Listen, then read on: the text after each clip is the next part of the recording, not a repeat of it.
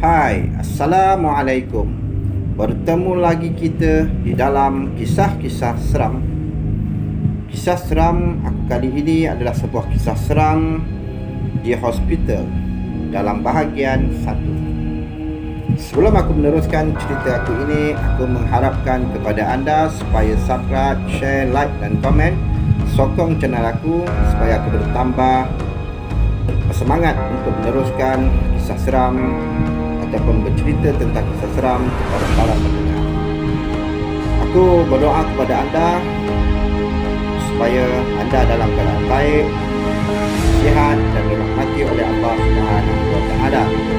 Bagi yang belum subscribe, aku harap supaya anda dapat subscribe channel aku ni dan share lah kepada rakan-rakan anda.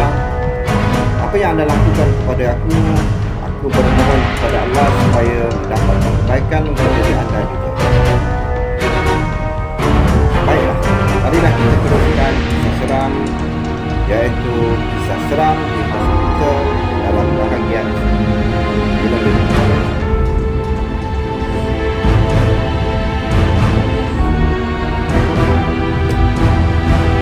Assalamualaikum warahmatullahi. Sekali lagi aku memberi salam. Selamat malam semua para pendengar. Pertama sekali aku nak minta maaf sebab dah lama sangat aku tak cerita pada anda ataupun aku tak buat cerita kepada anda kerana aku terlalu sibuk.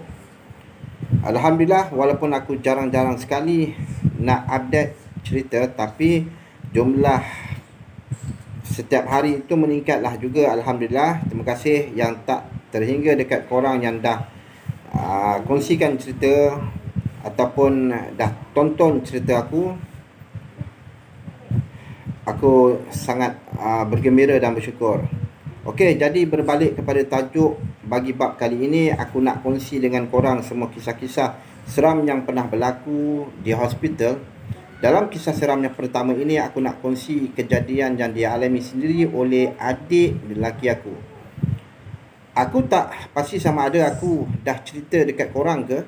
Belum tentu kisah seram ini, tapi seingat aku lah kisah ini belum pernah lagi aku ceritakan lagi.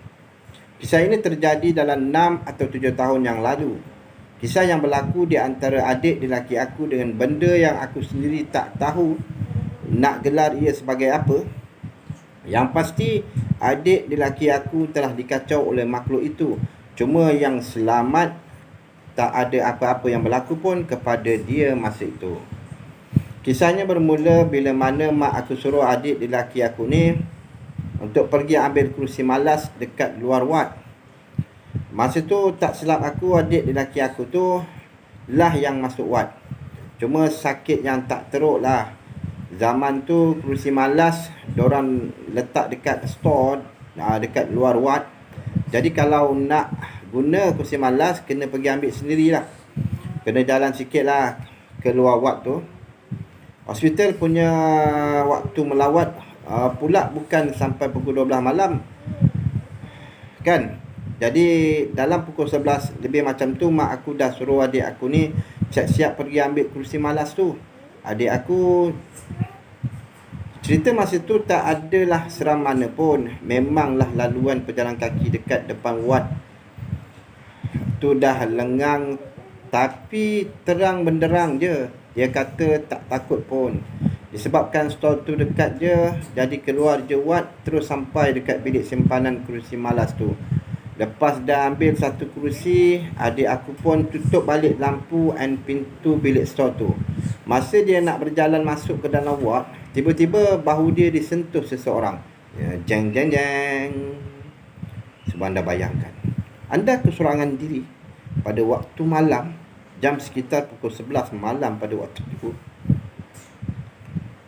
Tiba-tiba bahu anda disentuh oleh seseorang. Masa adik aku toleh je, dia agak terkejut sebab kelihatan salah seorang kawan mak aku dah tercegat dekat depan dia. Kawan mak aku ni memang kerja dekat hospital, and kita orang memang agak rapat lah dengan dia. Sebab tu aku kenal dia. Kata adik lelaki aku. Dia tanya banyak soalan jugalah masa jumpa tu. Siap ajak pergi kedai lagi masa tu. Tapi adik aku fikir mak aku nanti mesti risau pula punya. Tapi adik aku fikir mak aku nanti mesti risau. Itu yang dia tak nak ikut makcik tu. Adik aku ada jugalah ajak masuk. Tapi dia kata dia nak cepat. Katanya nanti kalau dia free dia akan datang jenguk aku. Jenguk adik aku lah, bukan aku. Jenguk adik aku di ward dia nanti, di katil dia. Lepas salam, adik aku pun masuk balik dalam ward dan cerita dekat mak aku yang dia jumpa kawan dia tu. Mak aku tak adalah respon apa-apa sebab dia pun kata nak datang kalau free kan. Hari berganti hari, bulan berganti bulan. Satu hari tu, aku sekeluarga datanglah beraya rumah kawan mak aku tu. Ketawa punya ketawa, tiba-tiba terbuka cerita pasal adik lelaki aku ni masuk wad. Masa tu kawan mak aku ni terus marah. Dia kata masuk wad sikit pun nak cakap dekat dia. Tergamam mak aku dengar. Iyalah, malam masa adik aku masuk wad tu, adik aku sendiri cakap yang dia jumpa dengan mak kawan aku ni. Dengan mak kawan mak aku ni. Tutup dia kata dia tak sempat langsung. Malah tak tahu yang adik aku ni masuk wad. Terus terdiam semua orang. Yalah, habis tu kalau bukan kawan mak aku yang adik aku jumpa masa tu, siapa pula yang tiba-tiba datang menyentuh bahunya daripada arah belakang. Dan apabila dia menoleh ke belakang, tak ada sesiapa. Tapi apabila dia pandang ke depan, dia tengok mak kawan mak kepada kawan mak aku ni lah. Tak tahu dah ada kat depan aku. Cuba anda bayangkan macam mana perkara tu boleh terjadi dengan sekelip mata je.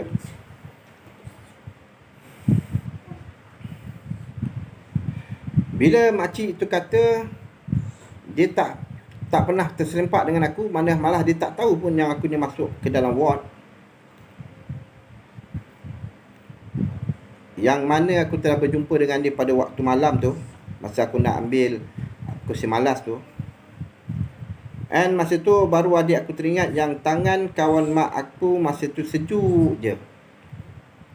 Adik aku ingat sebab dia kerja dalam aircon.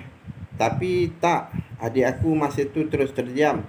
Pucat je muka dia. Kawan mak aku tu jangan cakap lah. Dah lah benda tu menjelma sebagai dia. Lagilah dia dalam ketakutan. Sampai sekarang kita orang tak tahu apa benda tu.